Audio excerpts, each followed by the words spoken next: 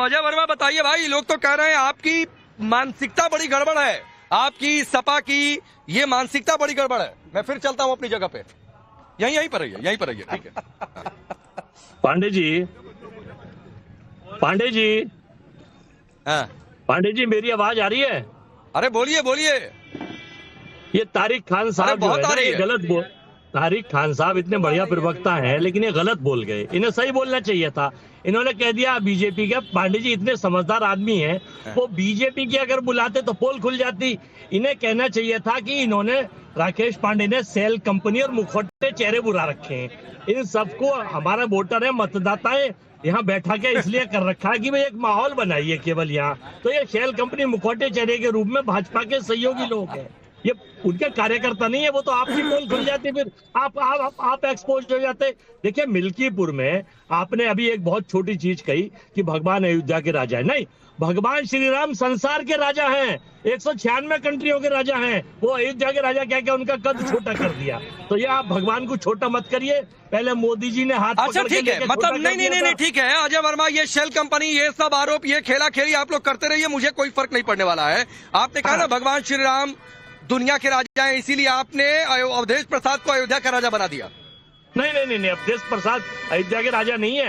अवधेश प्रसाद तो अयोध्या के कार्यकर्ता है, राजा तो आप नहीं कहा ना, आप सपोर्ट कर रहे हैं ना, आप बोलिए ना, पहले फंस गए, हो गया।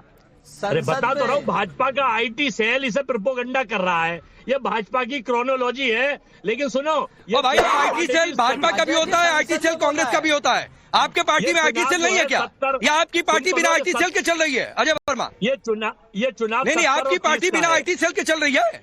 देखिए, आपके आईटी सेल का हेड कौन है, आपको दुनिया को नहीं पता है क्या? या उनकी पार्टी का आईटी सेल का हेड कौन है, नहीं पता है? 2,41,000 वोटर यहाँ कांग्रेस सपा गठबंधन का है, और बाकी वोट बीजेपी ले जाए। लेकिन अगर प्रशासनिक गुंडई, प्रशासनिक बूथ कैप्चरिंग और इनके आदर्श सहयोगी ईडी, सीबीआई, इनकम टैक्स, चुनाव आयोग और ईवीएम काम करेंगी तो ये चुनाव थोड़ा कम हो जाएगा। वैसे ही हम चुनाव 70,000 से जीत रहे हैं। सर आप यही करते रहिए, जीतेंगे। आप यही करते रहिए अजय वर्मा, आप ईवीएम खेलते रहिए, आप प्रशासन खेलते रहिए, आप ईडी खेलते रहिए, आप यही करते रहिए। और सौरभ दुबे यही करते करते फिर चुनाव का नतीजा आएगा और कहेंगे हम तो कह ही रहे थे। 30,000। देखिए राकेश जी, अभी डी सुरक्षित सीट की बात हुई तो निश्चित रूप से सुरक्षित सीट है, डी से दलित की सीट है। लेकिन जो पीडीए का डी है ना, वो डी नहीं है, क्योंकि पीडीए का डी जो है वो धोखा है और वो धोखे वाली सीट नहीं है।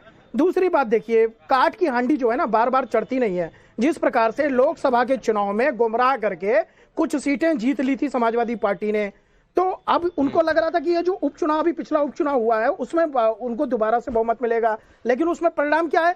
परिणाम ये हुआ कि 9 में से 7 सीट हार गई समाजवादी पार्टी। तो काट की हांडी तो वहीं पे उतर गई थी। अब निश्चित रूप से जो मिल्कीपुर की जनता है, क्योंकि अभी आपने देखिए एक सब्जी वाले से पूछा और वो एक मुसलमान है और वो अपने मुंह से कह रहा है कि मैं भारतीय जनता पार्टी को वोट दूंगा, भारतीय जनता पार्टी जीतनी चाहिए। तो इस प्रकार का जो माहौल मिल्कीपुर के अंदर बना हुआ है, और समाजवादी पार्टी जो इस गलतफहमी में है कि लगातार सनातन का अपमान करके वो कहीं से भी चुनाव जीत लेगी। क्योंकि देखिए, एक प्रश्न में अखिलेश यादव जी से पूछा गया कि आप कुंभ क्यों नहीं जा रहे स्नान करने, उन्होंने कहा कि कुंभ तो, गंगा तो कोलकाता में भी बहती है। मतलब आप उनकी मानसिकता देखिए कि वो पूर्व मुख्यमंत्री रहे जिस प्रदेश के, आज वो बड़े नेता हैं, उनकी बड़ी पार्टी उत्तर प्रदेश से है, लेकिन उनका कहना है कि कोलकाता में गंगा बहती है। अब कोलकाता पश्चिम बंगाल का मतलब समझ लीजिए। मुस्लिम तुष्टीकरण की बात करते करते समाजवादी पार्टी जो है 9 में से 7 सीटें हार गई थी, और मात्र जो है अब ये जो मिल्कीपुर की सीट बची है, मुझे लगता है कि आप आज वहां पर जमीनी स्तर पर जो कार्यकर्ताओं से बात कर रहे हैं या जो लोगों से बात कर रहे हैं, जनता से बात कर रहे हैं, उनका एक ही मत है कि इस बार काट की हांडी उतार दी जाएगी। भारतीय जनता पार्टी पूर्ण बम्पर सीटों के साथ जीत करके मिल्कीपुर से वो आएगी। और सबसे बड़ी बात कि जिस प्रकार से अखिलेश यादव जी, आदरणीय अखिलेश यादव जी लगातार इनकी पार्टी के नेता, सौरभ दुबे ठीक है, आप तारिक खान बताइए, ये कह रहे हैं काट की हांडी जनता उतार देगी। आपके पीडीए में, आपके पीडीए का जो फॉर्मूला है, पहले तो लिस्ट आपको भेज। अरे अजय वर्मा, सेल कंपनी मुखौटे चेहरे तो आ जाइए ना। मैं तो कह रहा हूँ आपकी पार्टी का कोई नेता प्रवक्ता ना तो महाकुंभ में आकर मेरे साथ डिबेट कर रहा है, ना तो मिल्कीपुर में आकर डिबेट कर रहा है। आप दिल्ली में बैठकर, कोई लखनऊ में बैठकर, कोई कहीं बैठकर आप करते रहिए कि कौन सेल कंपनी मुखौटा है। आना चाहिए ना सर ग्राउंड पर, पहले आना चाहिए ना। मैंने तारिक खान को भी इनवाइट किया था कि आइए महाकुंभ में। खैर छोड़िए, मैं उस पर बात नहीं कर रहा हूँ। आपके पास जवाब नहीं है तो आप सेल कंपनी का आरोप लगाइए, आपके पास जवाब नहीं है तो आप मुखौटे होने का आरोप लगाइए, ये कहते रहिए, मुझे उससे कोई फर्क नहीं पड़ता है। लेकिन तारिक खान, आप जिस पीडीए की बात करते हैं उस पीडीए में हिस्सेदारी हो रही है। देखिए यहाँ पर मिले, क्या आपने नाम बताया था? कामता प्रसाद। हाँ, कामता प्रसाद यादव जी मिल गए। आगे सब्जी बेच रहे हैं नसीम अहमद, वहां पर मिल गए। ये तो आपके पीडीए में से मिल गए और ये कह रहे हैं कि बीजेपी के पक्ष में हवा है। सेधमारी हो गई है। पहली बात अवधेश साहब को जवाब दे दूं कि सिर्फ आजम खान साहब स्टार प्रचारक नहीं है। सुनिए कौन कौन है। रुश्दी मियां पूर्व विधायक, 40 में से स्टार प्रचारक। नदवी प्रदेश अध्यक्ष समाजवादी पार्टी अल्पसंख्यक सभा। ये तो 2 नाम मुझे जबानी याद है जब मैंने लिस्ट देखी थी, और भी तमाम लोग, करेक्ट कर लीजिए।